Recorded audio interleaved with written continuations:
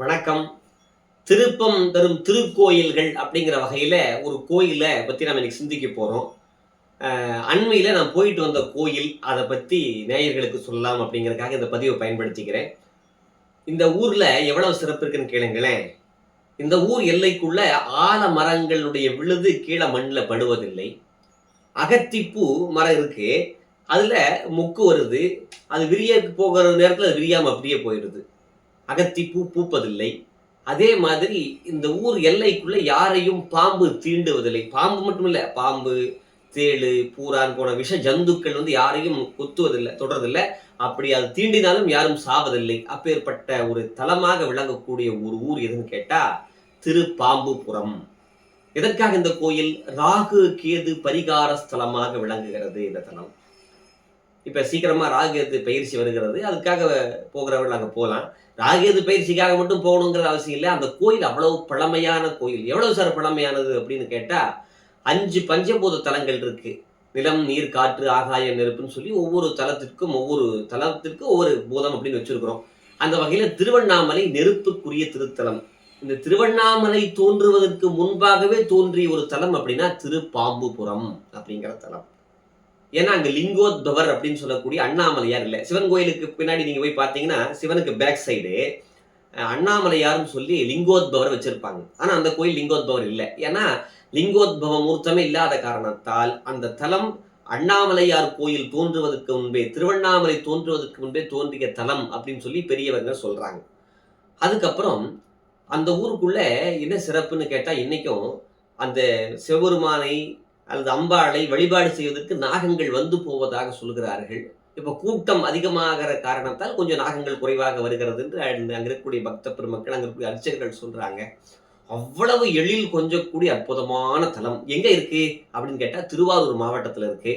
கும்பகோணத்துல இருந்து ஒரு 3/4 மணி நேரத்துக்குள்ள போயிடலாம்னு வச்சுக்கோங்களேன். பக்கத்துல திருமெய்யச்சூர் இருக்கு, திருவீழிமல்லலைன்னு ஒரு ஊர் இருக்கு.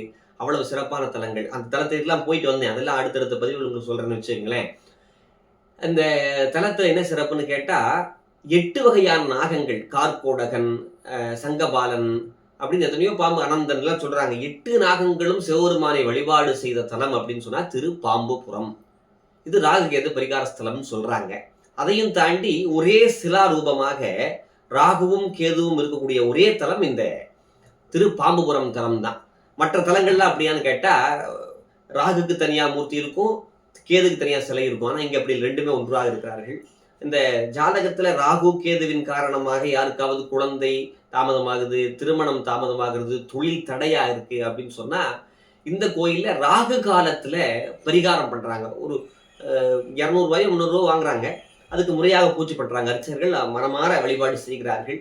அப்படி செய்தால் நீங்குதுன்னு சொல்றாங்க. அப்படி இந்த கோயில் இருக்கு. நீங்க பரிகாரத்துக்காக போறீங்களோ இல்லையோ, பக்திக்காகவாவது அந்த தலத்தை போய் பார்த்து வரணும். புதிய குழந்தைகளை பெற்றெடுப்பது பெரிய விஷயம் இல்லை. பெரியவர்களை பாதுகாக்கணும். எதுக்கு சொல்றது தெரியுங்களா? புதுசா கோயில் கட்டுறது பெரிய விஷயம் இல்லை. பழமையான கோயில்களை பாதுகாக்கிறது ரொம்ப முக்கியம். அண்ணாமலையார் கோயிலுக்கு முன்னாடியே தோன்றிய தலம் இந்த தலம் அப்படின்னு சொன்னா ஒரு முறையாவது போய் பார்க்க வேண்டாமா? அவ்வளவு எழில் கொஞ்சம் கூடிய தலம். அது மாட கோயில் வகையில் இருக்கு. அதாவது மாடியா கட்டி கோயில் வச்சிருப்பாங்க. மாட கோயில் அங்க வடிவத்தை பார்க்க முடியும். இயற்கை எழில் கொஞ்சம் கூடிய அற்புதமான தலம். அங்க போய் பார்த்தா அவ்வளவு மனது நிம்மதியா இருக்கு. அடியன் அண்மையில போயிட்டு வந்தேன்.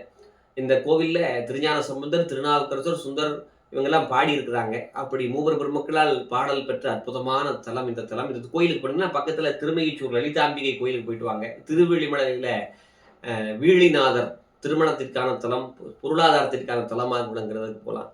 அதே மாதிரி கல்வியில சிறந்து விளங்கணும்னா பக்கத்துலேயே கூத்தனூர் சரஸ்வதி இருக்கா, அவளையும் தரிசனம் பண்ணிட்டு வரலாம்.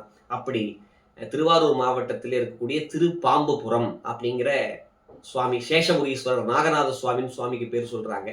அதையும் தாண்டி இன்னொரு சிறப்பு நீங்க கேட்கலாம். அப்படி பார்த்தா ராகுஸ்தலமாக திருநாகேஸ்வரம் இருக்கே சார், கேதுஸ்தலமாக கீழ்பெரும்பழம் இருக்கே சார்ன்னு சொன்னாலும் கூட பாம்புக்கு என்று ஒரு ஊர் இருக்குன்னா பாம்புபுரம் தான் இந்த தலம் தான். இங்க பாம்பு தீண்டினால் யாரும் சாவதில்லை. இதே மாதிரி இன்னொரு தலம் திங்களூர்ல யாரும் பாம்பு கடிச்சா இறக்க மாட்டாங்க. ஏன்னா திருநாவுக்கரசர் அங்க தேவாரம் பாடுறதுனால இறக்க மாட்டாங்க. இந்த தலம் பாம்பு விஷம் முறிந்து வழிபாடு செய்த தலம். நான் ஒண்ணு சொல்றேன். ஆலம் விழுது நிலத்துல படாது, அகத்தி பூ பூக்காதுன்னு சொல்லல. ஏன் தெரியுங்களா? சித்த புருஷர்கள் ஒரு காலத்துல இங்க இருக்கக்கூடிய சிவபெருமானுக்கு என்ன பண்ணாங்க, ஆலம் விழுத நாராக கிழிச்சு மாற்றி அகத்தி பூவை பறிச்சு அதுல பூ தொடுத்து சாமிக்கு பூ தொடுத்து போட்டார்களாம். அதனால நாங்க செஞ்ச மாதிரி யாரும் பூஜை பண்ணக்கூடாது அப்படின்னு ஒரு சட்டம், ஒரு விதி விதிச்சிருக்காங்க. அதனால அந்த ஊர் எல்லைக்குள்ள ஆலம் விழுது நிலத்துல படல. நிலத்துல பட்டாதான் போய் கிழிச்சு நம்ம இது பண்ணுவோம். அதே மாதிரி அகத்தி பூ பூப்பதில்லை. அற்புதமான தலம் இந்த தலம். வாழ்க்கையில் ஒரு முறையாவது சென்று வழிபட வேண்டிய தலம். இங்கே சீக்கிரமாக ராகேது பயிற்சி வருகிறது. வாய்ப்பு இருப்பவர்கள் செல்லுங்கள். நீங்க பயிற்சிக்கு போறீங்களோ இல்லையோ, வாழ்க்கையில அடுத்த படிநிலைக்கு போகணும் அப்படின்னு சொன்னா இந்த சிவபெருமானை கட்டாயமாக வழிபாடு செய்ய வேண்டும். அற்புதமான தலம். நன்றி, வணக்கம். ஓம் நம சிவாய. சிவாய நமக. திருப்பாம்பரம் சேஷபுரீஸ்வரர் திருக்கோயில், ராகு கேது பரிகார ஸ்தலம். இந்த கோவிலில் சர்ப்பங்கள்லாம் பூஜை பண்ண ஸ்தலம் இது. ராகு கேது ஆதிசேஷன் அஷ்டமகாநாகன்னு சொல்லக்கூடிய 8 நாகங்கள், அனந்தன் வாசிகி தக்ஷன் கார்கோடகன் குளிகன் சங்கபாலன் பத்மன் மகாபத்மன், சர்ப்பங்கள் பாம்பெல்லாம் சிவபெருமானை பூஜை பண்ணி தபஸ் இருந்து விஷத்தையும் தேவசக்தியும் வாங்கின்றது ஐதீகம். பாம்பு கடிச்சா வரக்கூடிய விஷமும் தேவர்களுக்கெல்லாம் உண்டான அந்த தேவ சக்தியை இந்த இடத்துல சர்ப்பத்துக்கு சிவபெருமான் கொடுத்தது ஐதீகம். சரவிருஷம் வன்னிமரம் தீர்த்தம் வாசல் இருக்கக்கூடிய ஆதிசேஷ தீர்த்தம், பாம்பு தீர்த்தம்னு பேர். அப்பர் சுந்தரன் ஞான சம்பந்தர் 4 வரல 3 பாடல் பெற்ற ஸ்தலம். மூர்த்தி ஸ்தலம் தீர்த்தம் ஆகிய மூன்றில் ரொம்ப சிறப்பு வாய்ந்த ஸ்தலம் இது. இந்த ஸ்தலத்தில் ராகு கேது ஏக சரீரமாக இருக்காங்க. ராகு உடம்பு, கேது தலை, ஹிருதயத்தில் சிவபெருமானை வச்சு ஆத்ம பூஜை பண்ணுறதா ஐதீகம். ராகு கேது இங்கே சர்ப்பஸ்வரூபமாக இருக்காங்க, சர்ப்ப வடிவத்தில் இருக்காங்க. அதனால் இந்த ஸ்தலத்தில் நம்ம இந்த ராகு கேது வழிபாடு பண்ணும்போது ராகு கேது சுவாமப்பட்ட அனைத்து தோஷமும் நிவர்த்தியாகி, அனைத்து தடைப்பட்ட காரியங்களும் பூர்த்தியாகி கை மேலே பலன் கிடைக்கக்கூடிய ஸ்தலம். விசேஷமான பரிகார ஸ்தலம், பிரார்த்தனை ஸ்தலம். ஓம் நம சிவாய.